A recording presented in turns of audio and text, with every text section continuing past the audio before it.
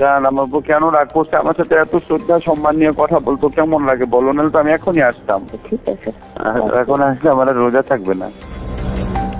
জান আমার বউ কেন রাগ করছে আমার সাথে? এত শ্রদ্ধা সম্মান নিয়ে কথা বলতো কেমন লাগে বলো, নাহলে তো আমি এখনই আসতাম। আমার জাস্ট বুকটা ভেঙে গেছে। এইভাবে মানুষ বিজয় উদযাপন করে? আসল নাম মোহাম্মদ নজরুল ইসলাম, যাকে আপনারা চেনেন আসিফ নজরুল নামে। মোহাম্মদ নজরুল ইসলাম নাম পাল্টে যেভাবে আসিফ নজরুল হয়েছেন, ঠিক একইভাবে খোলস পাল্টে এক এক সময় এক এক পাত্রে হাজির হয়েছেন। পাত্র আলাদা হলেও পাত্রী হিসেবে আসিফ নজরুল সবখানে ফিট। কতটা ফিট সেটা জানতে আজকের পুরো অনুসন্ধান। আসিফ নজরুল স্যার, তুমি আসলে কার? কথায় আছে প্রয়োজনীয়তায় উদ্ভাবনের জনক। আসিফ নজরুল স্যারকে নিয়ে আজকের অনুসন্ধানটাও প্রয়োজনের প্রেক্ষিতেই করতে হয়েছে। অনেক জরুরি ইস্যুর মাঝেও আসিফ নজরুল স্যারের ইস্যুটাকে প্রাধান্য দিতে হয়েছে, কারণ তার হাতে আমাদের ভবিষ্যৎ গড়ার দায়িত্ব দিয়েছি আমরা। ইতিহাস গড়ার পথে যাত্রা করা ট্রেনের চালক যদি ভুল পথে যাত্রা করে, তাহলে এই জাতি আর কখনোই গন্তব্যে পৌঁছতে পারবে না। আসিফ নজরুল ওরফে নজরুল ইসলামকে সামনে রেখে সুখের স্বপ্ন নিয়ে 18 কোটি যাত্রী যে ট্রেনে চেপে বসেছি, সেই ট্রেন ভবিষ্যতে কোন দিকে যাবে সেটা অনুমান করতে চালকের অতীত সম্পর্কে একটু জেনে আসা বাঞ্ছনীয়। আসিফ নজরুলের অতীত কেমন সেটা জানার আগে ভারতীয় গোয়েন্দা সংস্থা বাংলাদেশে কিভাবে তাদের অপতৎপরতা চালায় সেটা একটু বুঝে আসতে হবে। বাংলাদেশের রয়ের প্ল্যান অনুযায়ী মোট 3টি লেয়ার কাজ করে। প্ল্যান এ সরাসরি ভারতের পক্ষে ঘোষণা দিয়ে কাজ করা, যেটা গেল 15 বছর আওয়ামী লীগ এবং হিন্দুরা করেছেন। রাষ্ট্রীয় গুরুত্বপূর্ণ প্রতিষ্ঠানগুলোতে বড় বড় পদ পদবি নিয়ে এরা সরাসরি ভারতের এজেন্ডা বাস্তবায়ন করেছে বাংলাদেশে। এমনকি শেখ হাসিনা নিজে ঘোষণা দিয়ে ভারতের পক্ষে কাজ করার কথা স্বীকার করেছেন। আমরা ভারতকে যে দিয়েছি সেটা ভারত সারা জীবন মনে রাখবে। দ্বিতীয় লেয়ারে থাকা রয়ের সদস্যরা কাজ করে গোপনে। তারা সরাসরি ভারতের পক্ষে কথা না বললেও ভারতীয় দূতাবাসের সাথে তাদের সার্বক্ষণিক যোগাযোগ রেখে ভারতের প্রয়োজনে সবকিছু করে থাকে। তৃতীয় লেয়ারে থাকা রয়ের সদস্যরা সবচেয়ে ভয়ঙ্কর। এদেরকে সাধারণ দৃষ্টিতে দেখে মনে হবে প্রচণ্ড ভারত বিরোধী, কিন্তু গোয়েন্দাদের প্রথম 2টি লেয়ার যখন অকৃতকার্য হয়, তখন সবশেষ লেয়ারটি কৌশলে দাঁড়িয়ে যায়। আর এই লেয়ারে যারা থাকে তাদের পরিচয় যখন প্রকাশ পায়, তখন আসলে কিছুই করার থাকে না। যে কারণে এদের ব্যাপারে অতি সাবধানী হওয়া অত্যন্ত জরুরি। এই শ্রেণীর ভারতীয় এজেন্টদেরকে সবচেয়ে বেশি কৌশলী হতে হয়, কারণ তাদেরকে ডুয়েল রোল প্লে করে দুই পক্ষকেই খুশি রাখতে হয়। এই ধরনের গোয়েন্দা এজেন্ট নির্বাচনে ভারতীয় গোয়েন্দাদের কিছু সুনির্দিষ্ট চাহিদা থাকে। এসব ক্ষেত্রে যারা অমি চেতনাধারী, দুশ্চরিত্র, ইসলাম বিদ্বেষী এমন ধরনের সব ব্যক্তিদেরকে বাছাই করা হয়। অন্তরে আওয়ামী চেতনা লালন করলেও প্রকাশ্যে তাদেরকে বিপরীত রূপে আত্মপ্রকাশ করানো হয়। এ ধরনের এজেন্ট তৈরিতে 1 যুগ 2 যুগ, আবার কখনো তারও বেশি সময় লেগে যায়, যাতে তাদের পেছনের ইতিহাস মানুষ ভুলে যায়। দেখতে কিছুটা নিষ্পাপ, শ্রুতিমধুর, বাকপটু গোছের এসব এজেন্টদেরকে দিয়ে কখনো কখনো সাধারণ ভারত বিরোধীদের চাইতেও কঠোর ভাষায় ভারতকে আক্রমণ করানো হয়, যা দেখে মনে হবে এরা প্রচণ্ড ভারত বিরোধী। আর এভাবেই তাদেরকে ভারত বিরোধী শিবিরে ধীরে ধীরে জনপ্রিয় করে তোলা হয়। এমন অত্যন্ত যৌক্তিক কারণে আজকে ভারতের বিরুদ্ধে আমাদের স্বাধীনতার ডাক দিতে হবে, ভারতের বিরুদ্ধে আমাদের সার্বভৌমত্বের ডাক দিতে হবে। আসিফ নজরুল ভারতের সেই দীর্ঘমেয়াদী প্ল্যান সি এর অংশ কিনা সেটা বুঝতে আমাদেরকে আরও 32 বছর পেছন থেকে শুরু করতে হবে। 19 জানুয়ারি 1992। 1975-এর 15 আগস্ট থেকে 1981 সাল পর্যন্ত 6 বছর ভারতীয় মগজ ধোলাইয়ের পর দেশে ফেরেন শেখ হাসিনা। শেখ হাসিনা দেশে ফেরার 15 দিনের মাথায় জিয়াউর রহমানকে হত্যা করে ভারত। জিয়াউর রহমান যেভাবে আন্তর্জাতিক মহলের কাছে জনপ্রিয় হয়ে উঠছিলেন, তাতে ভারতের মাথা ব্যথার কারণ হয়ে দাঁড়ায়, যে কারণেই তাকে হত্যা করে এরশাদকে ক্ষমতায় বসানো হয়। এদিকে প্রধানমন্ত্রী হিসেবে শেখ হাসিনাকে প্রস্তুতির কাজও চলতে থাকে। 1990 সালে এরশাদের পতনের পর ভারতের ইচ্ছে ছিল শেখ হাসিনাকে প্রধানমন্ত্রী বানানোর, কিন্তু 1991 সালে নির্বাচনে সবাইকে অবাক করে দিয়ে বাংলাদেশের মানুষ বেগম খালেদা জিয়াকে প্রধানমন্ত্রী নির্বাচিত করেন। 1991 সালে খালেদা জিয়া প্রধানমন্ত্রী হবার বছর না ঘুরতেই শুরু হয় ভারতের প্রথম চক্রান্ত। 1992 সালের শুরুতেই শুরু হয় দেশকে বিভাজনের মুখে ঠেলে দেওয়ার প্রথম ভারতীয় অভিযান। ভারতীয় চর জাহানারা ইমামকে সামনে রেখে প্রতিষ্ঠা করা হয় 71-এর ঘাতক দালাল নির্মূল কমিটি এঘাদানিক।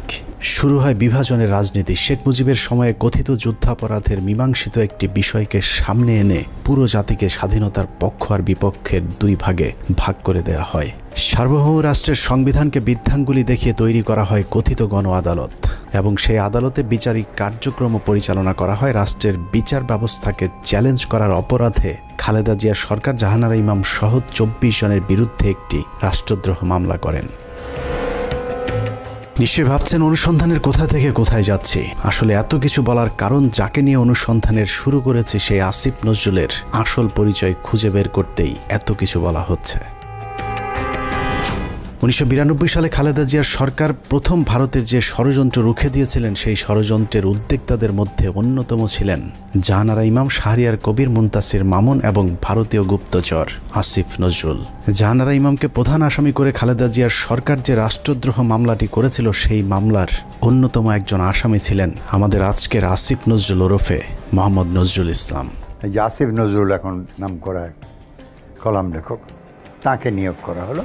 আপনারা জেনে খুশি হবেন, আসিফ নজরুলের আদর্শিক গুরুর নাম জনাব শাহরিয়ার কবির। শাহরিয়ার কবির যখন সাপ্তাহিক বিচিত্রার সম্পাদক, আসিফ নজরুল ছিলেন তার প্রধান সেনাপতি। ভারতের এজেন্ডা বাস্তবায়নে ভারতের প্রধান সেনাপতির ভূমিকায় ছিলেন শাহরিয়ার কবির। শাহরিয়ার আসিফদের যৌথ প্রযোজনায় ভারতীয় মিশন বাস্তবায়নের কাজ যখন তুঙ্গে, তখন ভারতীয় ষড়যন্ত্রের বীজ দাঁত ভেঙে দিতে উল্কার মতো ছুটে আসে এক উজ্জ্বল নক্ষত্র। আমরা ভারতকে দেখিয়ে দেব ইনশাআল্লাহ, এই পৃথিবীতে বাংলাদেশের সবচাইতে বড় দুশ্মন ভারত। সবচাইতে বড় দুশ্মন কে? হ্যামিলিয়নের বাঁশিওয়ালার মতো মাওলানা দেলোয়ার হোসেন সাঈদী যখন অ আ ক খ করে সারা দেশের মানুষকে ভারতীয় ষড়যন্ত্রের ব্যাপারে ঐক্যবদ্ধ করছিলেন, তখনই পদে আগুন জ্বলে যায় আসিফ নজরুল আর তার আধ্যাত্মিক গুরু শাহরিয়ার কবিরের। আমি আল্লাহর নামে কসম করে বলছি, আল্লাহ তোমার জাতের কসম, তোমার ইজ্জতের কসম, তোমার সম্মানের কসম, 1971 সনের এক ফোঁটা পানি বা কাদা আমার গায়ে লাগে নাই, লাগে নাই, লাগে নাই। ভারতের বিরুদ্ধে গর্জে ওঠা সাঈদী 80-র দশক থেকে এদেশের মানুষকে ভারতীয় ষড়যন্ত্রের বিষয়ে সচেতন করতে থাকেন। গল্প কেচ্ছা কাহিনীর পরিবর্তে কোরআনে বিদ্যমান রাজনৈতিক এবং অর্থনৈতিক তাফসীরের মধ্য দিয়ে নতুন ধারার কোরআনের মাহফিলের যাত্রা শুরু করেন আল্লামা দেলোয়ার হোসেন সাঈদী। বিড়ালের মতো 500 বছর বেঁচে থাকার কোনো লাভ নাই, সিংহের মতো 1 ঘন্টা বাঁচতে চাই। দলমত নির্বিশেষে সকলের কাছে সাঈদী যখন সমানভাবে সমাদৃত হয়ে উঠতে থাকেন, তখন 1989 সালে আসিফ নজরুল প্রথম ব্যক্তি যিনি তার পত্রিকার পৃষ্ঠা জুড়ে এক মিথ্যা সংবাদ ছাপান, যার শিরোনাম দেয়া হয় সাঈদী সমাচার, এক ধর্ম ব্যবসায়ীর উত্থান। বিশাল সেই সংবাদের কয়েকটি লাইন পড়লে আসিফ নজরুল কত বড় মাপের একজন মিথ্যুক, প্রতারক এবং হলুদ সাংবাদিক ছিলেন সেটার কিঞ্চিত প্রমাণ পেয়ে যাবেন। লেখার শুরুতেই সাংবাদিক আসিফ নজরুল লেখেন, মাওলানা দেলোয়ার হোসেন সাঈদী বিরোধী সাম্প্রতিক গণবিক্ষোভের মধ্য দিয়ে দেশে মওদুদিবাদ এবং ধর্ম ব্যবসার রাজনীতির অগ্রহণযোগ্যতা আবারও প্রমাণিত হয়েছে। সিলেট, ঢাকা, চট্টগ্রাম সহ দেশের বিভিন্ন স্থানে জামাতের মঞ্চনায়ক সাঈদীর বিরুদ্ধে স্বতঃস্ফূর্তভাবে জনমত গড়ে উঠেছে। পিরোজপুরের এই মাওলানার জীবনে বিতর্কের সূচনা আগে থেকেই। শর্ষিনা মাদ্রাসায় 5ম ক্লাসের ছাত্র থাকাকালীন অবস্থায় জামাত রাজনীতি সংশ্লিষ্ট থাকার সন্দেহে তাকে মাদ্রাসা থেকে বের করে দেওয়া হয়। তারপর তিনি লেখেন, শর্ষিনা মাদ্রাসার পর তিনি খুলনা আলিয়া মাদ্রাসায় ভর্তি হন। সে মাদ্রাসা থেকে তিনি কামেল পাশ আদৌ করেছেন কিনা এ নিয়ে দেশের আলেম সমাজের প্রচুর সন্দেহ রয়েছে। দেশের শতাধিক আলেম এ বিষয়ে সত্যতা প্রমাণের জন্য সাঈদীর প্রতি একাধিকবার চ্যালেঞ্জ ছুড়ে দিলেও দেলোয়ার হোসেন সাঈদী নাকি কখনোই সেই চ্যালেঞ্জ গ্রহণ করেননি। সাঈদীর ইসলাম শিক্ষার পরিপূর্ণতা নিয়ে প্রশ্ন থাকলেও তার কণ্ঠ চটলতা এবং শ্রোতা আকর্ষণ ক্ষমতা বরাবরই দ্বিধাহীনভাবে স্বীকৃত। বিভিন্ন টকশোতে ব্যক্তিগত আক্রমণ করার বিরুদ্ধে সবক দেয়া আসিফ নজরুল তার সেই লেখায় দেলোয়ার হোসেন সাঈদীকে চরমভাবে ব্যক্তিগতভাবে আক্রমণ করেছিলেন। তিনি লিখেছেন, বিভিন্ন সূত্রের দেয়া তথ্য অনুযায়ী স্বাধীনতা যুদ্ধের আগেই কণ্ঠ সম্পদকে অবলম্বন করে সাঈদী পিরোজপুরের গড়ের হাটে সুর করে আতর, তসবিহ, ধর্মীয় পুস্তক বিক্রি করে জীবিকা নির্বাহ করতেন। এরপর গুরুত্বপূর্ণ দুটি লাইন আছে, সেই লাইনগুলো আপনাদেরকে জানানোর আগে আসিফ নজরুল দেলোয়ার হোসেন সাঈদীকে নিয়ে সম্প্রতি একটি বক্তব্য দিয়েছেন, সেটা দেখে আসা যাক। একমাত্র দেলোয়ার হোসেন সাঈদী ছাড়া আমার জানা মতে আর কি, বাকি সবারই আপনার যতটুকু আমি পড়াশোনা করেছি ইনভলভমেন্ট ছিল। হঠাৎ করে দেলোয়ার হোসেন সাঈদীকে নির্দোষ দাবি করা আসিফ নজরুল 1986 সালে কি বলেছিল সেটা তার সেই লেখাতেই রয়েছে। আসিফ নজরুল প্রথম ব্যক্তি যিনি দেলোয়ার হোসেন সাঈদীকে যুদ্ধাপরাধী হিসেবে অভিযুক্ত করেছিলেন। তিনি লিখেছেন, সাঈদী স্বাধীনতা যুদ্ধের সময় পাক হানাদার বাহিনীর প্রত্যক্ষ সহযোগিতায় লিপ্ত ছিলেন। তিনি ধর্মের দোহাই দিয়ে গনিমতের মাল হিসাবে গড়েরহাট বন্দরের হিন্দু সম্প্রদায়ের বাড়িঘর লুট করেছেন এবং মদন নামে একজন হিন্দু ব্যবসায়ীর দোকান ঘর ভেঙে দিয়ে নিজের বাড়িতে নিয়ে গেছেন বলেও দাবি করেছেন আসিফ নজরুল। মুক্তিযুদ্ধের পর সাঈদী দীর্ঘ সময় পালিয়ে থাকেন এবং 10 বছর পর নাকি নিজ গ্রামে আসেন। পুরো লেখার শুরু থেকে শেষ পর্যন্ত পুরোটাই সাঈদী সম্পর্কে যা কিছু বলা হয়েছে সব ডাহা মিথ্যা। আর এই হচ্ছে আসিফ নজরুলের সাংবাদিকতার নমুনা।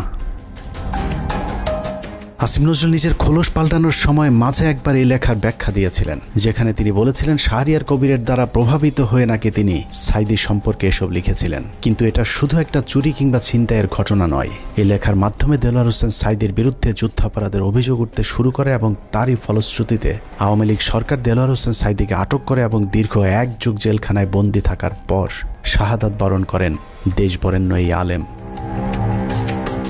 আসিফ নজরুলের এক লেখায় একজন নিষ্পাপ মানুষের জীবন কেড়ে নিয়েছে। অতএব দেলোয়ার হোসেন সাঈদীর হত্যাকাণ্ডের জন্য আসিফ নজরুল প্রত্যক্ষভাবে দায়ী।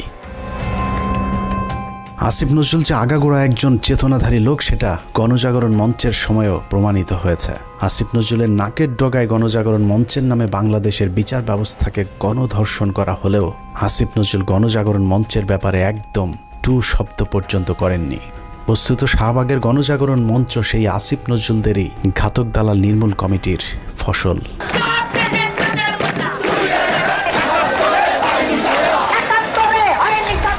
আসিফ নজরুলের কাঁধে দেয়া ভারতীয় ষড়যন্ত্রের প্রথম অ্যাসাইনমেন্ট শেষ হয়েছে।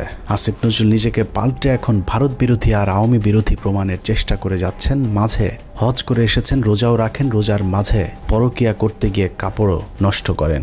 এখন তুমি বাসায় একা একা বসে আছো, কেউ যত্ন নিচ্ছে? কিছু না, আমি খালি শুয়ে ঘুমাচ্ছি, শুয়ে আছে। চলে আসো না কেন, দেখে যাও আমাকে। আমাকে দেখে যাও।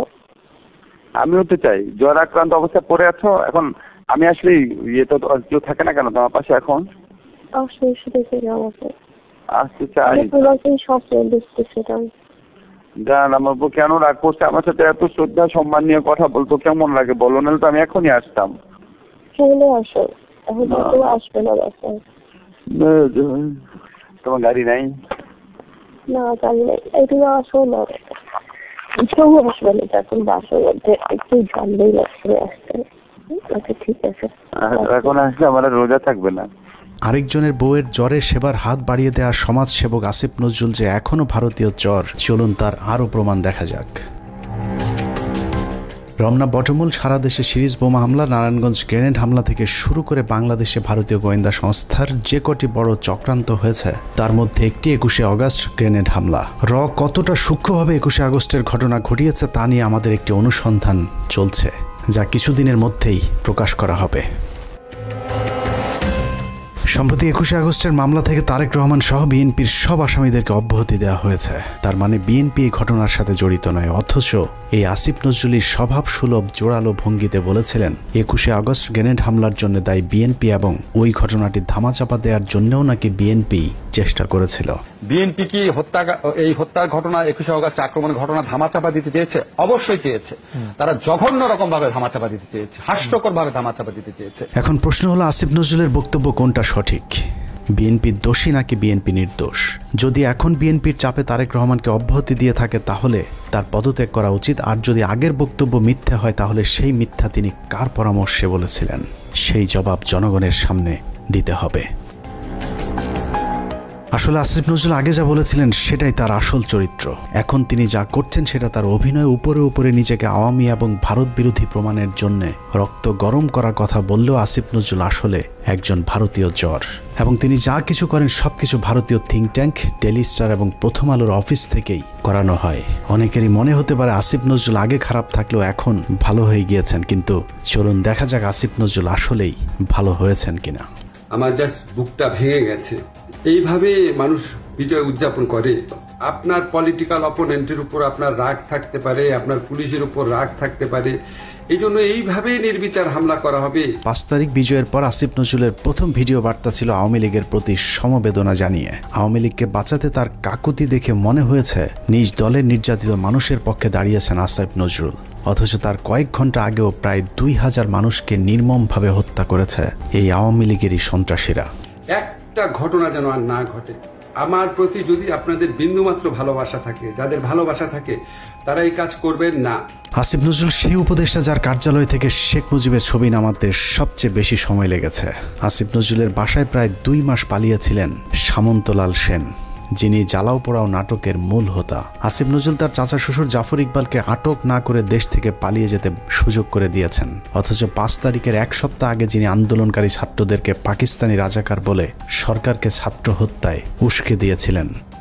আসিফ নজরুল খুনের মামলার আসামি আনোয়ার হোসেন মঞ্জুকে পুলিশ আটক করার 1 ঘন্টার মাথায় ছেড়ে দিতে বাধ্য করেছিলেন। এই ঘটনায় আসিফ নজরুল তার এক সাংবাদিক বন্ধুর মাধ্যমে 5 কোটি টাকা নগদ ঘুষ নিয়েছিলেন। ঘটনাটি তদন্ত করলেই বেরিয়ে আসবে আসিফ নজরুলের তদবিরে আনোয়ার হোসেন মঞ্জু ছাড়া পেয়েছিলেন কিনা। অথচ মঞ্জুর ইত্তেফাক পত্রিকা গেল 15 বছর হাসিনার দালালি করেছে এবং আন্দোলনের সরাসরি ছাত্রদের বিরুদ্ধে অবস্থান নিয়েছিল ইত্তেফাক পত্রিকা। আসিফ নজরুল সেই উপদেষ্টা যার ইশারায় সাবের হোসেন চৌধুরী সহ একের পর এক আওয়ামী লীগের হত্যা মামলার আসামিরা জামিনে ছাড়া পাচ্ছেন। সূত্র জানিয়েছে প্রতিটি জামিনে আসিফ নজরুল মোটা অঙ্কের টাকা নিচ্ছেন। সবশেষ ঝিনাইদহের বিচারক জামিন দিতে না চাইলে তাকে ছুটিতে পাঠানোর ভয় দেখিয়ে ঝিনাইদহের আওয়ামী লীগের সাবেক এমপিকে জামিন দিতে বাধ্য করেন আসিফ নজরুল। ঝিনাইদহে নাশকতা ও হত্যা মামলায় গ্রেপ্তার আওয়ামী লীগের সাবেক 2 সংসদ সদস্যকে অন্তর্বর্তীকালীন জামিন দিয়েছে আদালত। আসিফ নজরুলের চাপে বিভিন্ন থানায় মামলা নিতে গড়িমসি করছে পুলিশ। কারণ আসিফ নজরুল গণহারে আসামিদের বিরুদ্ধে মামলা না দেওয়ার জন্য আওয়ামী লীগের পক্ষে দাঁড়িয়েছিলেন। তার দাবি শত শত মানুষের বিরুদ্ধে মামলা দেয়া যাবে না। অথচ আন্দোলনের সময় আওয়ামী লীগের হাজার হাজার সন্ত্রাসীরা ছাত্র হত্যায় অংশ নিয়েছিল। অথচ আসিফ নজরুল গণহারে মামলার বিপক্ষে। ঢালাও মামলার একটা খুব মারাত্মক একটা প্রকোপ দেশে দেখা দিয়েছে। এটা আমাদেরকে অত্যন্ত বিব্রত করে। এরই মধ্যে যেসব হত্যা মামলা হয়েছে তার অধিকাংশ আসামিকে ধরার কোনো তৎপরতা নেই। প্রায় সবখানে আওয়ামী লীগের লোকজন যেভাবে বুক ফুলিয়ে ঘুরে বেড়াচ্ছে তাতে মনে হচ্ছে এ যেন দেখার কেউ নেই। 15ই আগস্ট জাতীয় দিবস বাতিল করা হয়েছিল, সেই রায় স্থগিত করা হয়েছে আসিফ নজরুলের নির্দেশে। সবচেয়ে ভয়ঙ্কর বিষয় হলো যে ছাত্রদের প্রতিনিধি হিসাবে আসিফ নজরুল উপদেষ্টার পদ বাগিয়ে নিয়েছেন। সেই ছাত্রদের কতজন জুলাই হত্যাকাণ্ডে নিহত হয়েছিলেন তাদের সংখ্যাও এখন পর্যন্ত সঠিকভাবে গণনা করা হয়নি। যারা আহত হয়েছিল তাদেরও খোঁজ নিচ্ছে না সরকার। উন্নত চিকিৎসার অভাবে আহত অনেকে মৃত্যুর দিকে এগিয়ে যাচ্ছে। অথচ আগস্টেই বলা হয়েছিল তাদেরকে উন্নত চিকিৎসার জন্য বিদেশে পাঠানো হবে। বাস্তবে এখন পর্যন্ত একজনকেও বিদেশে পাঠানো হয়নি উন্নত চিকিৎসার জন্য। আমার এই শরীরে আমি কি করতে পারবো? যার হাত নাই সেই শরীরে কি করতে পারবে? যার পা নাই তার সে কি? এখানে দেখেন চোখে অনেক গুলি আছে। আমার এলাকাতে আমার ছোট ভাই আমার একসাথে আন্দোলন করছে, ওর মাথার ভিতরে এখনো 2টা গুলি আছে। ইস্তিয়াক না, ও কি করবে? আমাদের পুনর্বাসনের একটা ব্যবস্থা করা উচিত। কি করতেছে টাকা তো কি করতেছে ওগুলা? আমরা কি উন্নয়নের, আমরা কি আর কি দেশ সংস্কারের অংশ না? এদেরকে এইভাবে অমূল্য, এদেরকে টিস্যু হিসাবে এখন ফেলে দেওয়া হয়েছে। টিস্যু, এরা এখন টিস্যু। আমিও আন্দোলনে ছিলাম, হয়তো আল্লাহ আমার শরীর সুস্থ রাখছে, আমি আল্লাহর কাছে লাখো শুকরিয়া করি। কেন লাখো শুকরিয়া করি জানেন? কারণ কি আমি যদি গুলি খেতাম, আমি যদি আহত হইতাম, কেউ দেখতে আসতো না আমাকে, কেউ দেখতে আসতো না আমাকে। আজকে এদের প্রত্যেককে আজকে এখানে দাঁড়ায় তাদেরকে আন্দোলন করতে হচ্ছে। কেন তারা আন্দোলন কেন করবে? বিডিআর হত্যাকাণ্ডের মূল রহস্য উদ্ঘাটনে একটি কমিশন গঠন করার কথা থাকলেও সেটা এখনো পর্যন্ত করা হচ্ছে না। জানা যায় আসিফ নজরুলের প্রভাবে আটকে আছে বিডিআর হত্যাকাণ্ডের তদন্ত কমিটি গঠন। আমি major Mohammad Zahidi Ahsan Habib, retired, BDR হত্যাকাণ্ডের একজন প্রত্যক্ষদর্শী। বহুদিন আগে থেকে শুনে আসছি বিডিআর হত্যাকাণ্ডের পুনর্বিচার শুরু হবে, কিন্তু আজ পর্যন্ত কোনো অগ্রগতি দেখতে পাইনি। এই পিলখানা হত্যাকাণ্ড, যে পিলখানা হত্যাকাণ্ডের সাথে সরাসরি আওয়ামী সরকার বা ভারতীয়রা জড়িত ছিল, সেই পিলখানা হত্যাকাণ্ডের বিচারের কোনো অগ্রগতি এখনও নাই।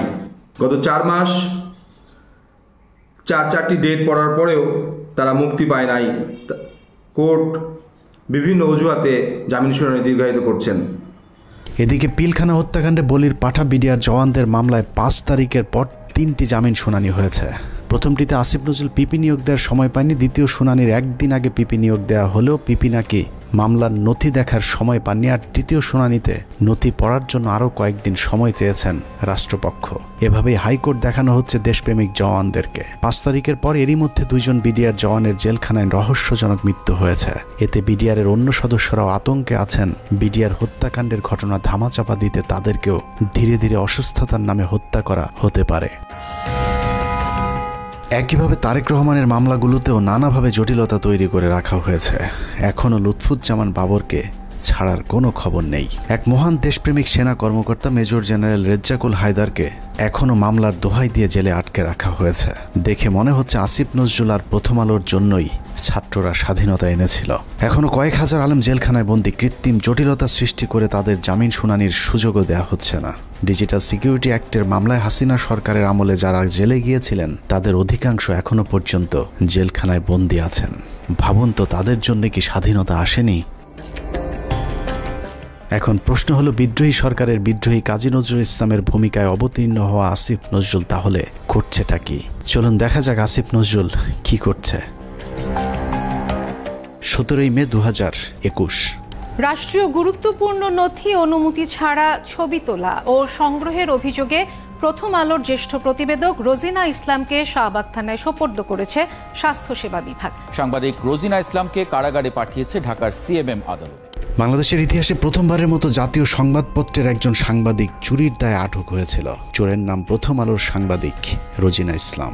স্বাস্থ্য খাতের লুটপাট আর দুর্নীতির সাথে জড়িত রোজিনাকে মনে করা হয় স্বাস্থ্য খাতের মাফিয়া। রোজিনার ভাগ ছাড়া স্বাস্থ্য মন্ত্রণালয়ে কোনো প্রকল্প বাস্তবায়ন করা একদম অসম্ভব। মন্ত্রণালয়ে রোজিনার চেয়ে তার ভাই আর স্বামীর ক্ষমতা নাকি আরও অনেক বেশি। স্বাস্থ্য মন্ত্রণালয়ে কেউ তার কথার বাইরে গেলেই তার বিরুদ্ধে নিউজ করার হুমকি দিয়ে ঠান্ডা করে রাখা হয়। তাকে দিয়ে স্বাস্থ্য মন্ত্রণালয়ের সব স্বার্থ উদ্ধার করে থাকে প্রথম আলোর মতিউর রহমান। কিন্তু কথায় আছে, চোরের 10 দিন গৃহস্থের একদিন। বারবার ধান খেয়ে যাওয়া ঘুঘু রোজিনাকে বধ করা হয় 17 মে 2021 সালে। সচিব সাহেবের পাশে যে রুম আছে সেই রুমে তো ফাইল টাইল রাখা আছে। ওই রুমে ঢুকে ওই ফাইলের ছবিগুলো তুলতেছিল এবং কিছু ফাইল উনি নিজে নিয়েছিল। মন্ত্রণালয়ের একটি সূত্র জানিয়েছে, পুলিশ রোজিনাকে কাজের লোক মনে করে আটক করেছিল। কাজের লোকের মতো দেখতে রোজিনা কেন ফাইল ঘাটাঘাটি করছেন এটা চোখে পড়তেই পুলিশ তাকে আটকায়। পুলিশের কাছে বারবার নিজেকে সাংবাদিক পরিচয় দিলেও রোজিনার বেশভূষা দেখে পুলিশ তা বিশ্বাস করেনি। রোজিনা যতক্ষণে নিজেকে সাংবাদিক প্রমাণ করেছে ততক্ষণে মন্ত্রণালয়ের ঊর্ধ্বতন কর্মকর্তারা হাজির। তারা এসে দেখলো একজন ব্যক্তি ওখানে ফাইলের ছবি তুলতেছে এবং ফাইল কিছু নামিয়ে ব্যাগে ঢুকাইছে, শরীরেও ঢুকাইছে। রোজিনার পাজামার নিচ থেকে বের করা ফাইল দেখে সচিব উপসচিবদের মাথা ঘুরতে থাকে, কারণ এই ফাইল এমন এক চুক্তির যে চুক্তি বাংলাদেশ সরকার আমেরিকা এবং ভারতকে না জানিয়ে চীনের সাথে করেছিল। ভারতকে টাকা দিয়ে ফাইজারের টিকা না পেয়ে চীনের সিনোফার্মের টিকা কেনার চুক্তি করে বাংলাদেশ। সেই খবরেই ক্ষিপ্ত হয় ভারতীয় চর প্রথম আলো কর্তৃপক্ষ। চুক্তির বিষয়টি ভারতকে জানানোর জন্যই রোজিনাকে চুরি করে ফাইলের ছবি আনতে পাঠিয়েছিল মতিউর রহমান। কিন্তু পুলিশ দেখে চুক্তির সেই কাগজ রোজিনা তার ভেতরে ঢুকিয়ে ফেলেছিল। এই ফাইলগুলো ছিল টিকা সংক্রান্ত। আমরা যে রাশিয়ার সাথে টিকা চুক্তি করছি, চায়নার সাথে টিকার চুক্তি করছি। গ্যারান্টি দিয়ে বলে রাখলাম, প্রথম আলো রোজিনা সচিবালয় থেকে ফাইল চুরি করেছিল এবং এখানে এক ফোঁটাও মিথ্যে নেই। অথচ উপদেষ্টা হিসেবে আসিফ নজরুল প্রথম কার্যদিবসে রোজিনার মামলাটি খারিজ করে দেওয়ার আশ্বাস দেন। পরদিন মামলাটি খারিজ হয়ে যায়। প্রায় 3 বছর পর অফিসিয়াল সিক্রেটস অ্যাক্টে করা মামলা থেকে অব্যাহতি পেয়েছেন প্রথম আলোর বিশেষ প্রতিনিধি রোজিনা ইসলাম। 2019 সালের 1 নভেম্বর ঢাকার রেসিডেন্সিয়াল মডেল স্কুল অ্যান্ড কলেজে প্রথম আলোর কিশোর ম্যাগাজিন কিশোর আলোর বর্ষপূর্তি অনুষ্ঠানে বিদ্যুৎপৃষ্ট হয়ে 9ম শ্রেণীর শিক্ষার্থী নাইমুল আবরার নিহত হন। ওই ঘটনায় আবরারের বাবা একটি হত্যা মামলা দায়ের করেন, যে মামলায় প্রথম আলোর সম্পাদক মতিউর রহমান সহ 10 জনের বিরুদ্ধে গ্রেপ্তারি পরোয়ানা জারি হয়েছিল। আবরারের বাবাকে ভয়ভীতি দেখিয়ে ক্ষমতার জোরে মামলাটি আগেই স্থগিত করে রেখেছিল প্রথম আলো। যাবতীয় মুভমেন্ট তাদের দ্বারা নিয়ন্ত্রিত ছিল। আমি যেটা মনে করি যে এর দায়ভার কিশোর আলোকে অবশ্যই নিতে হবে। সুপ্রিম কোর্টের একটি সূত্র জানিয়েছে, আসিফ নজরুলের নির্দেশে পুরো মামলাটি খারিজ করে দেওয়ার প্রক্রিয়াও প্রায় চূড়ান্ত করেছেন। আসিফ নজরুল আর মাস দুয়েক আইন উপদেষ্টা হিসেবে থাকলে প্রথম আলোর নামে আর কোনো মামলা আদালতে অবশিষ্ট থাকবে না। এখন প্রশ্ন হলো, আসিফ নজরুল কি শুধুই প্রথম আলোর সাংবাদিকদের বাঁচানোর জন্য উপদেষ্টা হয়েছেন? উনি কি জানেন এদেশে কত সাংবাদিক আওয়ামী লীগের বিরুদ্ধে কথা বলার কারণে দেশ ছেড়েছেন? এই প্রতিবেদন লেখা পর্যন্ত আইন মন্ত্রণালয়ের একজন পিওনও আমাদের কাউকে ফোন করার সময় পায়নি। উল্টো প্রথম আলোর বিরুদ্ধে আমরা কোনো কথা বললেই মতির পক্ষে হামলে পড়েছেন আসিফ নজরুল সহ তার কিছু উচ্ছিষ্টভোগী। আমি স্পষ্ট বলতে চাই যে প্রথম আলো পত্রিকা তাদের সামনে, ওখানে ডিবি মুনির ছিলেন এবং তার বস ছিলেন এই পুলিশের সাবেক আইজিপি, তিনি তখন ছিলেন ঢাকা মেট্রোপলিটনে, তিনি পুলিশ কমিশনার ছিলেন। তো ওনারা আমাকে একটু মনে করছিলেন হুজুর টাইপের মানুষ, হাবাগুবা টাইপের হতে ভাবছিলেন, হাত করার পরই আমাকে একটু দূরে দাঁড় করেছিলেন। ওখান থেকে আমি পরিষ্কার দেখতে পাচ্ছিলাম যে প্রথম আলো পত্রিকার আমাদের সামনে লেখা, এবং শিরোনামটা আমি দেখে ফেললাম, ওখানে লেখা আছে যে আমেরিকান এমবেসি ও ভারতীয় দূতাবাসে আক্রমণের পরিকল্পনায় চট্টগ্রাম থেকে এই জঙ্গিদেরকে গ্রেপ্তার, একদম হেডলাইন এটা। তো এরপর ধারাবাহিক যে ঘটনা ঘটলো, এই আমাকে রাতের গভীরে জিজ্ঞাসাবাদ করা হতো, বিভিন্ন সম্বন্ধকে নিয়ে জিজ্ঞাসাবাদ করা হতো। আমার সাথে আমার স্কুলের আরও দুজন টিচার ছিলেন, কখনো সম্মিলিত কখনো একা একা আমাদেরকে জিজ্ঞাসাবাদ করা হতো। আমার সাথে যেটা করছে সেটা আমি দেখছি যে ওনারা বিভিন্ন জিজ্ঞাসাবাদের সময় বিভিন্ন মিডিয়ার সাথে তারা পুরো আলাপ করে। প্রথম আলোর বিরুদ্ধে নিরীহ মানুষকে জঙ্গি সাজানোর অভিযোগ নিয়ে 15 মিনিটসের পক্ষ থেকে একটি অনুসন্ধান করা হয়েছিল। গুরুতর সেই অভিযোগ তুলে ধরার পর আসিফ নজরুল প্রথম ব্যক্তি যিনি প্রথম আলোর পক্ষে ফেসবুকে পোস্ট করেছিলেন। একই অনুসন্ধানে ভারতীয় রয়ের সদস্য কালবেলার সন্তোষ শর্মার বিরুদ্ধেও গুরুতর সব অভিযোগ করেছিল বাংলাদেশের শীর্ষস্থানীয় কয়েকজন আলেম। সেই ঘটনাকে কেন্দ্র করে ভুক্তভোগীরা কালবেলা কার্যালয়ে অভিযোগ দিতে চাইলে আসিফ নজরুল তথ্য মন্ত্রণালয়কে চাপ দিয়ে বিক্ষোভকারীদের বিরুদ্ধে একটি বিজ্ঞপ্তি দেন। তথ্য মন্ত্রণালয় সেই বিজ্ঞপ্তি দেওয়ার পর আসিফ নজরুল সেই বিজ্ঞপ্তি শেয়ার করে আমাদেরকে হুমকি দেন, যদিও সংশ্লিষ্ট মন্ত্রণালয়ের উপদেষ্টা নাহিদ ইসলামও সেই বিজ্ঞপ্তি শেয়ার করার প্রয়োজন মনে করেননি। প্রশ্ন হলো, আসিফ নজরুলের আগ বাড়িয়ে কেন সেই বিজ্ঞপ্তি শেয়ার করতে হলো? আসিফ নজরুল এবং প্রথম আলোর প্রভাব কতটা শক্তিশালী সেটা বুঝতে দুটি ঘটনা তুলনা করা যাক। ডক্টর মোহাম্মদ ইউনূসের সরকার গঠনের পর ব্রিগেডিয়ার জেনারেল এম সাখাওয়াত সরকারের মুখপাত্রের ভূমিকায় ছিলেন। এটা অনেক বড় পার্টি এবং I have lot of respect for Awami League. বঙ্গবন্ধুর স্বপ্ন ছিল নষ্ট করবেন না, এটা আপনার নষ্ট করার কোনো অধিকার নাই। পার্টিকে রিঅর্গানাইজ করেন, একটা পলিটিক্যাল পার্টির মতো যেভাবে থাকে, ইলেকশন আসলে ইলেকশন কন্টেস্ট করবেন। আওয়ামী লীগের পক্ষে সাখাওয়াতের এক বক্তব্যে মন্ত্রণালয়ে ছাড়তে হয়েছে প্রভাবশালী এই উপদেষ্টাকে। এবার চলুন প্রথম আলো আর আসিফ নজরুল কত শক্তিশালী সেটা দেখা যাক। 5টা মিনিটের লেগে তুই খালি একটু আয়া পর, তোরে মাইরা আমি ঘুমামু ভাই, আমার ঘুম হয় না, তোরে মাইরা ঘুমামু, তুই একটু আয় ভাই, তুই নিশুদা না, তোর মায়ে ঘুমায়, তোর মায়ে। নাটক চলচ্চিত্রের মাধ্যমে পরকীয়া সমকামিতা থেকে শুরু করে ইসলাম বিদ্বেষ, সমাজ ধ্বংসের অন্যতম মাস্টার মাইন্ড মোস্তফা সরোয়ার ফারুকী। মোস্তফা সরোয়ার ফারুকী সংস্কৃতি উপদেষ্টা হিসেবে শপথ নেয়ার পর দেশের শতভাগ মানুষ তীব্র প্রতিবাদ জানিয়েছিল।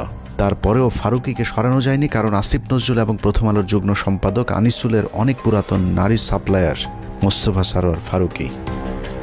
আসিফ নজরুল দাবি করেছেন তিনি ফারুকীর উপদেষ্টা হবার বিষয়ে কিছুই জানেন না, কিন্তু আমাদের হাতে আসা তথ্য বলছে আসিফ নজরুল ফারুকীর অনেক পুরাতন বন্ধু। প্রায় এক যুগ আগে ফারুকী এবং তিশার বিয়েতে হাতে গোনা যে কজন মানুষ দাওয়াত পেয়েছিলেন, আসিফ নজরুল সেই ভাগ্যবানদের মধ্যে একজন।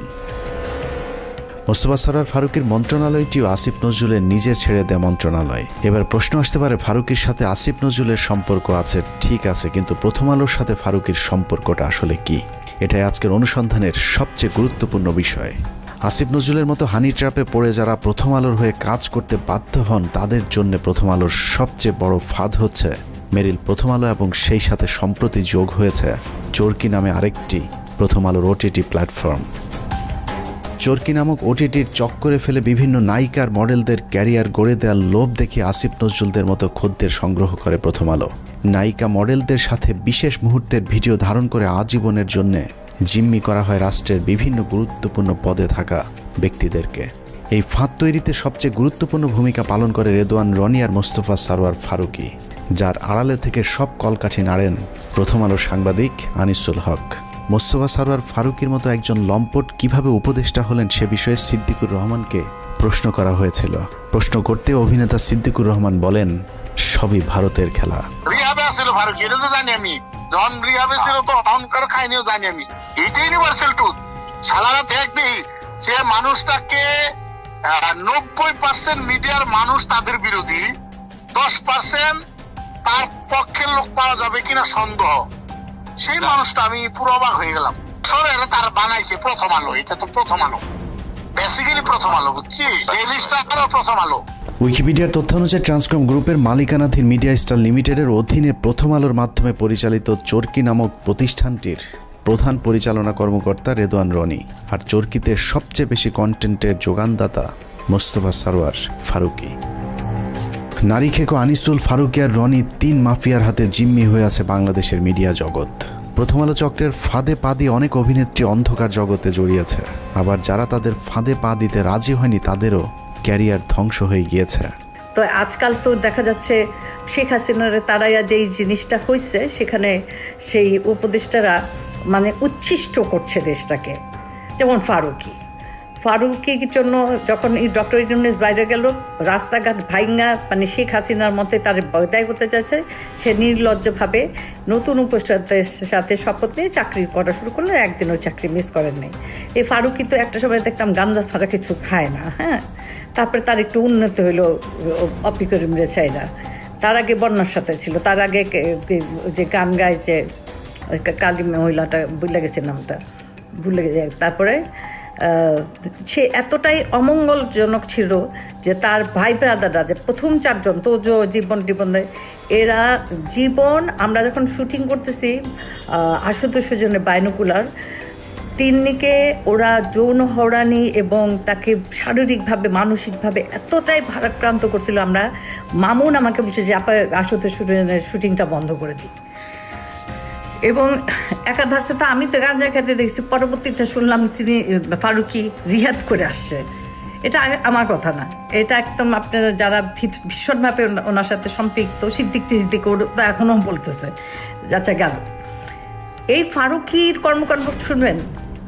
আমি রাজীব নামে ওদের তখন 69-এর সময় একটা এডি খারাপ একটা কথা বলছে, তা আমি বললাম যে এই কথাটা তোমার মুখে মানায় না, তুমি কেন বললে যে এখান থেকে শিখছে। আমি উদাহরণস্বরূপ ওইখানকার এডি দিনে বললাম তোজো এইটা ওইটা। ফারুকী এতটাই মানে তখন গান্ধার তোটে ভুলে গেছে গে, সবই দরজা আটকাইয়া সব এডিগুলো রেখে আমাকে মাঝখানে এমন অপমান করলো, তোজো এরকম এরকম সেরকম। আমি না হতভম্ব হয়ে গেলাম। ওর এইটুকু মাথা ছিল না তখন, নন ম্যাট্রিক বা ম্যাট্রিক হইলে যা হয়, পড়াশোনার তো মানে গদ বাধা কিছু নেই। পোটেনশিয়াল কি দিছে, 3 4 তারপরে মানে যা তা আর কি। আবার আমারটা সময় পরকিয়া, এখন আমার প্রেমের কথা বলতেই পারে। তো আগে বলবো আপনারা উচ্ছিষ্ট করেন না দেশটাকে। ফারুকী আমি মেনে নিলাম, অনেক শিল্পী তোমাকে বাধাই দিয়েছে। এভাবে প্রথম আলো কেন্দ্রিক এক সিন্ডিকেট গড়ে উঠেছে মিডিয়া পল্লীতে, যাদেরকে সুবিধা দিতে আসিফ নজরুলের মাধ্যমে ফারুকীকে উপদেষ্টা বানিয়েছে প্রথম আলো। যে কারণে হানি ট্র্যাপের শিকার আসিফ নজরুল সারা জীবন গণতন্ত্রের পক্ষে কথা বলেও গোটা দেশের মানুষের মতামতকে উপেক্ষা করে ফারুকীকে উপদেষ্টা করে রাখতে বাধ্য হন। বর্তমান সরকারের প্রথম আলো চক্রের আরেক গুরুত্বপূর্ণ সদস্য প্রধান উপদেষ্টার প্রেস সেক্রেটারি শফিকুল আলম। 5 আগস্টের আগে কখনো শফিকুলের নাম কেউ শুনেছেন কিনা তার সন্দেহ আছে। তারপরেও 15 বছর হাসিনার বিরুদ্ধে চুপ থাকা শফিকুল হঠাৎ করেই রং পাল্টে হয়ে গেলেন বিদ্রোহী সাংবাদিক। ডক্টর মোহাম্মদ ইউনূসের ভারত বিরোধী পলিসির কারণে শফিকুল আলম এখন ভারতের বিরুদ্ধে কথা না বললেও তিনি সরকারের ভেতরে বসেই ভারতের এজেন্ডা বাস্তবায়ন করছেন। 5 আগস্টের 4 দিন পর 9 তারিখে বাংলাদেশে হিন্দু নির্যাতনের মিথ্যে অভিযোগ তুলে শাহবাগে হিন্দুদের যে সমাবেশ হয়েছিল, সেই সংবাদ এএফপিতে প্রচার করে তিনি প্রথম বাংলাদেশে হিন্দু নির্যাতনের বিষয়টি আন্তর্জাতিক স্বীকৃতি দিয়েছিলেন, যে বিষয়টি তিনি ফেসবুকে পোস্ট করেছেন। এছাড়া রাহুল আনন্দের বাড়িতেও আন্দোলনকারীরাই নাকি অগ্নিসংযোগ করেছে এমন মিথ্যা গুজবও তিনি তার ফেসবুকে ছড়িয়েছিলেন।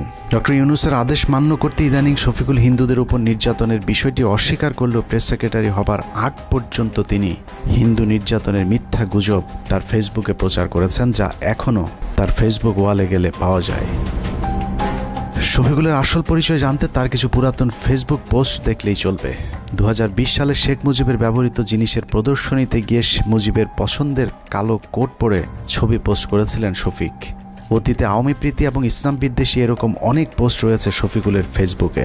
5 তারিখের পরেও অভ্যাসজনিত কারণে নিজের মুজিব প্রেম এবং ইসলাম বিদ্বেষী চিন্তার বহিঃপ্রকাশ ঘটছে তার বিভিন্ন লেখনীতে। 5 তারিখ শেখ মুজিবের মূর্তি ভাঙার ভিডিও শেয়ার করে শেখ মুজিবকে ইন্ডিপেন্ডেন্ট হিরো আখ্যা দিয়েছিলেন কথিত আওয়ামী বিরোধী সাংবাদিক শফিকুল আলম। আগস্টের 9 তারিখে শেখ মুজিবের নামের পরিবর্তে হযরত ইব্রাহিম আলাইহিস সালামের নামে এক্সপ্রেসওয়ের নাম পরিবর্তনে বেজায় কষ্ট পেয়েছিলেন শফিকুল আলম। শফিক লিখেছিলেন, শেখ মুজিবের নামের পরিবর্তে ইব্রাহিম আলাইহিস সালামের নাম দেওয়াটা একটা ফাজলামো। যারা মুজিবের নামের জায়গায় ইব্রাহিম আলাইহিস সালামের নাম চেয়েছেন তাদের বিচারের দাবি করে শফিকুল আলম লিখেছিলেন, যদি নাম পরিবর্তন করতেই হয় তাহলে ইব্রাহিমের নামের পরিবর্তে যোগেন্দ্রনাথ মণ্ডলের নাম দেয়া হোক। 15 বছর শেখ হাসিনা লুটপাটের উদ্দেশ্যে করা কোনো প্রকল্প নিয়ে শফিকের এত খারাপ লাগেনি যতটা মডেল মসজিদ করাতে লেগেছে। বিটিভির টকশোতে গিয়ে শফিক ক্ষোভ জানিয়ে বলেছেন, মডেল মসজিদ কেন বানাতে হবে?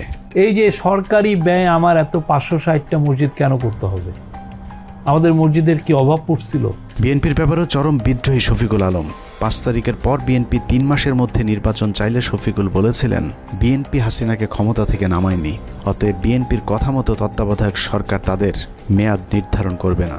সবকিছুর পর এখানেও প্রশ্ন আসতে পারে, প্রথম আলোর সাথে শফিকুল আলমের সম্পর্কটা কি? শফিকুল আলম সবশেষ এএফপির বাংলাদেশ ব্যুরো চিফ হিসাবে কাজ করেছেন। প্রধান উপদেষ্টার প্রেস সচিব হওয়ার আগে তার জায়গায় তিনি প্রথম আলোর জঙ্গি বিষয়ক বিশেষ সাংবাদিক সাবিহা আলমকে বসিয়ে এসেছেন। যেই সাবিহার বিরুদ্ধে 15 মিনিটসের অনুসন্ধানে দেখানো হয়েছিল কিভাবে তিনি মেজর জিয়াউল হকের বাবাকে হুমকি দিয়ে মিথ্যে জবানবন্দি নিয়েছিলেন। আপনি বলছেন যে জিয়া হচ্ছে একরোখা এবং ধর্মান্ধ ছিল, এই বক্তব্যগুলিও আপনি কোন পরিস্থিতিতে দিচ্ছেন? তখন যে পরিস্থিতি ছিল ওই পরিস্থিতির শিকার হয়ে আমি তো বলতে পারি, বিচার না হলে আপনার মানে অত্যাচার হয়ে যেত। আমিও তো হয়তো আয়না করে থাকতে। উনি বললো যে আমি সাংবাদিক ও news I report against something, মানে উনি নাকি উনি বিশেষ সাংবাদিক বললে যে জানেন আপনার কিন্তু ক্ষতি হতে পারে, দেখো আমি একটু চেক করতেছি, বুঝলেন? মানে যদি আমি মানে ওনার পক্ষে আনসার না করি তাইলে আমার তো আয়না করে দিচ্ছে, মানে কিডন্যাপ করে ফেলবে। প্রথম আলোর মতিউরের আরেক বন্ধু টিআইবির নির্বাহী পরিচালক ইফতেখারুজ্জামান, তাকে বসানো হয়েছে দুদক সংস্কার কমিশনের চেয়ারম্যানের পদে। 75 বছর বয়সী ইফতেখারুজ্জামান এক স্বৈর শাসক হিসেবে নিজের পদ আঁকড়ে বসে আছেন টিআইবিতে, যেখানে তার নিজের বিরুদ্ধে অভিযোগ রয়েছে টিআইবির রিপোর্ট জালিয়াতির। যেহেতু সরকারের সাথে ডক্টর ইফতেখারুজ্জামান বা টিআইবি যে নির্বাহী পরিচালক, ওনার সাথে কিন্তু সরকারের উচ্চ পর্যায়ে একটা মহরম বা যোগাযোগ আছে। বিশেষ করে তখনকার প্রধানমন্ত্রী খুব প্রভাবশালী উপদেষ্টা জনাব এসটি ইমাম ও ঘর হিজবি বলা যায় উনি খুব স্নেহভাজন ছিলেন। এখন অনেকটা বলা যায় এই সম্পর্কের কারণে আওয়ামী লীগ সরকার বা শেখ হাসিনা সরকার যাতে করে কোনো প্রকার ব্যয়কায়দা না পড়ে এবং টিআইবিও যেন ঝুঁকিতে না পড়ে বা শেখ হাসিনার বিরাগ ভাজন না হয়, তখন উনি যে কাজটা করেছেন এই রিপোর্টটাকে তামাদি করে দিয়েছেন, উনি প্রকাশ না করার জন্য সিদ্ধান্ত নিয়েছিলেন। এবং এই রিপোর্টটা যদি প্রকাশ পেত তাহলে বাংলাদেশের মানুষ, বাংলাদেশের জনগণ এবং বাংলাদেশের বিভিন্ন পর্যায়ে যারা আছে বা দাতা সংস্থাগুলোকে জানতে পারত যে বাংলাদেশে উচ্চ পর্যায়ে কিভাবে দুর্নীতিগুলো সংঘটিত হয়, আয়োজিত হয় এবং দুর্নীতির যে সাথে যুক্ত যারা মানে বলা যায় প্লেয়ার বা খেলোয়াড়, তারা কিভাবে সেখানে খেলে, হ্যাঁ, কার কি রোল থাকে এবং সেটার প্রভাব কি আমাদের দেশবাসী খুব ভালোভাবে জানতে পারত। টিআইবির সাবেক কর্মকর্তা রেজাউল করিমের করা কয়েকটি রিপোর্ট সহ বিগত আওয়ামী সরকারের বিরুদ্ধে করা গুরুত্বপূর্ণ কয়েকটি রিপোর্ট গায়েব করে দিয়েছিলেন ইফতেখারুজ্জামান। ইফতেখারের মাধ্যমে প্রথম আলো আসিফ নজরুল গং তাদের পছন্দের দুর্নীতিবাজ এক কর্মকর্তাকে দুদকের চেয়ারম্যান বানানোর অপতৎপরতা শুরু করেছেন। ইফতেখারুজ্জামানের নেতৃত্বে সংস্কার কমিশনের নামে কালক্ষেপণ করে দুর্নীতিবাজদের সম্পত্তি বিক্রি এবং হস্তান্তরের সুযোগ করে দেওয়া হয়েছে, অথচ অত্যন্ত সৎ এবং নীতিবান হিসেবে পরিচিত সাবেক বিচারক মোতাহার হোসেনের নাম প্রস্তাব করা হলেও আসিফ নজরুল সেটা আটকে রেখেছেন, কারণ মোতাহার হোসেনকে তিনি তারেক রহমানের ঘনিষ্ঠজন মনে করেন। আসিফ নজরুলের সাফ কথা, তারেক রহমানের ঘনিষ্ঠ কেউ দুদকের চেয়ারম্যান হতে পারবে না। 71 টিভির টকশো রিজার্ভ আলোচক, জঙ্গি বিশেষজ্ঞ, ভারতীয় আরেক রয়ের এজেন্ট ডেইলি স্টারের সাংবাদিক গোলাম মর্তুজা। 2018 সালে নির্বাচনের আগেও তারেক রহমান আর খালেদা জিয়াকে জঙ্গিদের নেতা বলা মর্তুজা হঠাৎ করে আওয়ামী বিরোধী ভিডিও আপলোড করা শুরু করেন ইউটিউবে। সেখান থেকে প্রথমে ডেইলি স্টার, সবশেষ আসিফ নজরুল মাহফুজ আনামের তদবিরে যুক্তরাষ্ট্রের প্রেস সেক্রেটারির পদ বাগিয়ে নিয়েছেন আওয়ামী এই সাংবাদিক। আর এর সবকিছুই হচ্ছে ভারতীয় চক্র প্রথম আলো ডেইলি স্টারের পরামর্শে। হঠাৎ করে রং পাল্টানো গোলাম মর্তুজা আওয়ামী লীগের দালালিটা পুরোপুরি এখনও ছাড়তে পারেননি। দুদিন আগেও গোলাম মর্তুজা ডিবিসির টক শোতে বলেছেন সরকার শেখ মুজিবকে জাতির পিতা না মানলেও শেখ মুজিব নাকি আরও শক্তিশালী হয়ে ফিরে আসবেন বাংলাদেশে। আর এটাই হচ্ছে সাংবাদিক গোলাম মর্তুজার আসল চেহারা। বঙ্গবন্ধু জাতির জনক হিসেবে যেভাবে ছিল সেভাবে থাকতে দিলেই সবচেয়ে ভালো হতো। বঙ্গবন্ধুকে ব্যবহার করা হয়েছে, সেই বঙ্গবন্ধুর আরেকবার মূল্যায়ন হবে এদেশে। এভাবেই প্রথম আলোর সব আওয়ামী চেতনাধারী বুদ্ধিজীবীদেরকে সরকারের গুরুত্বপূর্ণ সব জায়গায় বসিয়ে প্রথম আলো আর ভারতের অবস্থানকে শক্তিশালী করছেন আসিফ নজরুল। আসিফ নজরুল যে মন থেকেই সবকিছু করছেন তা নয়, অনেক কিছু সে না চাইলেও করতে হচ্ছে, কারণ আসিফ নজরুল অনেক আগে থেকেই তার আলু আরেকজনের ক্ষেতে বর্গা দিয়ে রেখেছেন। এই আলুর দোষে পুরো আইন মন্ত্রণালয় এখন আওয়ামী লীগ দখলে নিয়েছে। আসিফ নজরুল যেন নীরব এক দর্শক। বিষয়টা একদমই হাস্যকর নয়। আপনি কি জানেন আসিফ নজরুলের ব্যক্তিগত সহকারীকে? আসিফ নজরুলের ব্যক্তিগত সহকারী হচ্ছেন শামসুদ্দিন মাসুম, যিনি তত্ত্বাবধায়ক সরকার ব্যবস্থা বাতিলের মূল হোতা সাবেক প্রধান বিচারপতি ABM খায়রুল হকের ব্যক্তিগত সহকারী ছিলেন। নরেন্দ্র মোদীর সবশেষ নির্বাচনে জয়ী হবার পর শেখ রেহানার সাথে সফর সঙ্গী হয়েছিলেন আসিফ নজরুলের পিএস শামসুদ্দিন মাসুম। আপনার কাছে নিশ্চয়ই অবাক লাগছে যে খায়রুল হকের কারণে বাংলাদেশের সব সংকটের সূচনা তার পিএস কিভাবে আসিফ নজরুলের পিএস হয়। শুধু পিএস নয়, আইন মন্ত্রণালয়ের সব কলকাঠি নাড়ছেন শামসুদ্দিন মাসুম। আসিফ নজরুলকে ভাঙিয়ে মাসুম এরই মধ্যে শুরু করেছেন ব্যাপক চাঁদাবাজি। মাসুমের বিরুদ্ধে অভিযোগ উঠেছে রেবেকা মোহাম্মদ মিমি নামে এক নারীকে বিয়ের আশ্বাস দিয়ে গর্ভে সন্তান দিয়ে ছুঁড়ে ফেলার। স্থানীয় একটি পত্রিকায় মিমি অভিযোগ করেছেন মাসুমকে বিয়ের জন্য চাপ দিলেও তিনি আইন উপদেষ্টা আসিফ স্যারের ভয় দেখাচ্ছেন। মিথ্যে মামলা দিয়ে মিমিকে জেলে ঢুকানোর হুমকিও দিচ্ছেন আসিফ নজরুলের ব্যক্তিগত সহকারী শামসুদ্দিন মাসুম। মাসুম যাই করুক, আসিফ নজরুলের আসলে কিছু করার নেই, কারণ তিনি মাসুমের কাছে জিম্মি। আসিফ নজরুল কেন মাসুমের কাছে জিম্মি সেটা বের করতে পারলেই আজকের পুরো অনুসন্ধানের মূল রহস্য বেরিয়ে আসবে। শামসুদ্দিন মাসুম আসিফ নজরুলের ঘনিষ্ঠ হবার আগে আইন মন্ত্রণালয়ের আরেক কর্মকর্তা উম্মে সরাবন তহুরাকে আসিফ নজরুলের কাছে পাঠিয়েছিলেন, কিন্তু উম্মে তহুরা যে শামসুদ্দিন মাসুমের বেড পার্টনার সেটা আসিফ নজরুল একেবারেই জানতেন না। যতদিনে জেনেছেন ততদিনে আসিফ নজরুলের গোপন ভিডিও তহুরার হাতে। সেই ভিডিওর ভয় দেখিয়ে আসিফ নজরুলের পিএসের চেয়ারে বসানো হয়েছে শামসুদ্দিন মাসুমকে। আইন মন্ত্রণালয়ে আসিফ নজরুলের চেয়ার বড় হলেও ক্ষমতায় মাসুম আর তহুরা সবার চেয়ে উপরে, আর তাদেরকে দিয়ে প্রথম আলো আওয়ামীপন্থী কর্মকর্তাদেরকে গুরুত্বপূর্ণ সব পদে বসিয়ে যাচ্ছেন। এখানে প্রশ্ন আসতে পারে, তহুরা মাসুমের সাথে প্রথম আলোর সম্পর্কটা কি? আসিফ নজরুলকে হানি ট্র্যাপে ফেলা উম্মে তহুরা ছিলেন প্রথম আলোর সাংবাদিক। এ ধরনের অভিযানে কাজে লাগাতেই প্রথম আলো তহুরাকে জুডিশিয়াল সার্ভিসে চাকরি নিয়ে দিয়েছিলেন। অনেকদিন আগে প্রথম আলো রয়ের রোপণ করা সেই গাছে এখন ফল ধরতে শুরু করেছে, আর আসিফ নজরুল সেই ফলের ছুঁড়ে ফেলা বিচির মতো অসহায়। মাসুমের মাধ্যমে আসিফ নজরুল তার নিয়োগ বদলি বাণিজ্য চালিয়ে যাচ্ছেন। সূত্র জানিয়েছে আসিফ নজরুল তার স্ত্রীকে আমেরিকা পাঠানোর প্রস্তুতি নিয়েছেন এবং 5 তারিখের পর থেকে দুহাত ভরে টাকা কামাচ্ছেন এবং সেই টাকা যুক্তরাষ্ট্রে পাচার করবেন বলেও তার এক ঘনিষ্ঠ সূত্র জানিয়েছেন। এরই মধ্যে তার ঘনিষ্ঠ এক সাংবাদিকের মাধ্যমে $1.3 মিলিয়ন দিয়ে বাড়ি কেনার চেষ্টা করছেন আসিফ নজরুল। আপনি সংস্কার আমার তো এই সংস্কারের প্রতি এখনো বিশ্বাস নাই। তো আসিফ নজরুল, আপনি এত ছাত্রদের নিয়ে এত চিল্লাপাল্লা করেন, হই হুলস্থুল করেন যে সংস্কার করে নাকি উল্টাইয়া দিবেন, তো আপনি 23 জন বিচারপতি নিয়োগ দিচ্ছেন কেন? এই সংস্কারটুকু না করে 23 জন বিচারপতি নিয়োগ দিচ্ছেন কেন? এভাবেই চলছে আসিফ নজরুলের সংস্কার। একদিকে ভারতীয় গোয়েন্দাদের শাখা অফিস ডেইলি স্টার প্রথম আলোর এজেন্টদেরকে বিভিন্ন জায়গায় বসানো হচ্ছে, অন্যদিকে আওয়ামী লীগকে বাঁচানোর সব চেষ্টা চালিয়ে যাচ্ছেন আসিফ নজরুল। মাঝখানে যে স্বপ্ন নিয়ে মানুষ জীবন দিল তাদের সেই স্বপ্ন অঙ্কুরেই বিনষ্ট হবার পথে। তারপরেও আমাদের দেশের কিছু মানুষ স্বপ্ন দেখে আসিফ নজরুলের হাত ধরে এই দেশ সিঙ্গাপুর হবে। তাদের সাথে আমিও একটু স্বপ্ন দেখতে চাই, আর সেই স্বপ্ন বাস্তবায়ন করতে হলে বাস্তবেও কিছু একটা হতে হবে। কিন্তু আসলেই কি বাস্তবে কিছুই হচ্ছে? আসিফ নজরুল সারা জীবন প্রবাসীদের জন্য মায়া কান্না করে আসলেও কার্যত প্রবাসীদের জন্য কোনো পদক্ষেপ নেওয়া হয়নি, অথচ সেই মন্ত্রণালয়টি এখন তার অধীনেই। এখনও সৌদি, মালয়েশিয়া, সিঙ্গাপুর সহ মধ্যপ্রাচ্যে যেতে আগের মতোই বাড়তি টাকা গুনতে হয়। এখনও কেউ মারা গেলে তাদের লাশ আনার টাকাটাও ওই পরিবারগুলোর জন্য বোঝা হয়ে দাঁড়ায়। সারা বছর ভারতের বিরুদ্ধে কথা বলে বিডিআর হত্যাকাণ্ড ধামাচাপা দেওয়ার চেষ্টা করছে আসিফ নজরুল। বিডিআর জওয়ানদের ছাড়ার কোনো ব্যবস্থা নেই। আওয়ামী বিচারকেরা এখনও পর্যন্ত তাদের বিচার কার্য চালিয়ে যাচ্ছেন। আওয়ামী লীগ আমলে জেলে যাওয়া রাজনৈতিক বন্দীরা এখনও জেলে পচে মরছেন, অথচ আসিফ নজরুলের কোনো ভ্রুক্ষেপ নেই।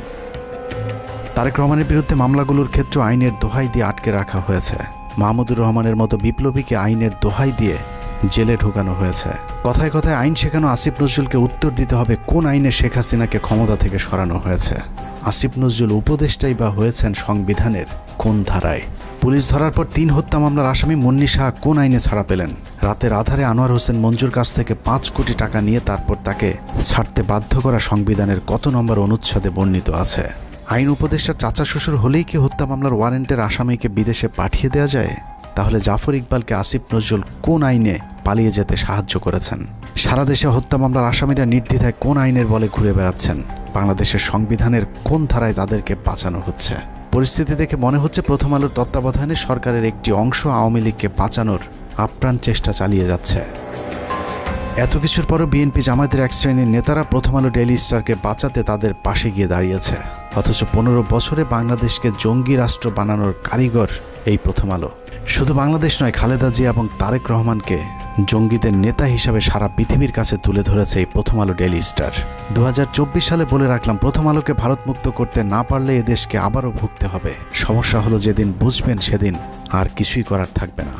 ভারত আর আওয়ামী লীগ যদি আরেকবার সুযোগ পায় তাহলে এই দেশকে আর কখনোই স্বাধীনতার সূর্য দেখতে দেওয়া হবে না। কে কোন দল করে জানি না, শুধু এতটুকুই বলবো, প্রথম আলোর পক্ষে যে কথা বলবে সেই ভারতীয় দালাল। অতএব প্রথম আলো আর স্বাধীনতা একসাথে বাংলাদেশের মানচিত্রে থাকতে পারে না। এটা কোনো পত্রিকা নয়, এটা ভারতীয় গোয়েন্দা সংস্থার বাংলাদেশি একটি শাখা। আমরা কোনো পত্রিকা বন্ধ চাই না, কিন্তু প্রথম আলোর বিরুদ্ধে যে মানুষ হত্যার ভয়াবহ অভিযোগ উঠেছে তার বিচার যতদিন না হবে ততদিন তাদের বিরুদ্ধে আমাদের যুদ্ধ চলবে। তাদের পাশে যে দাঁড়াবে তাকেই শত্রু হিসেবে চিহ্নিত করা হবে। আল্লাহ হাফেজ।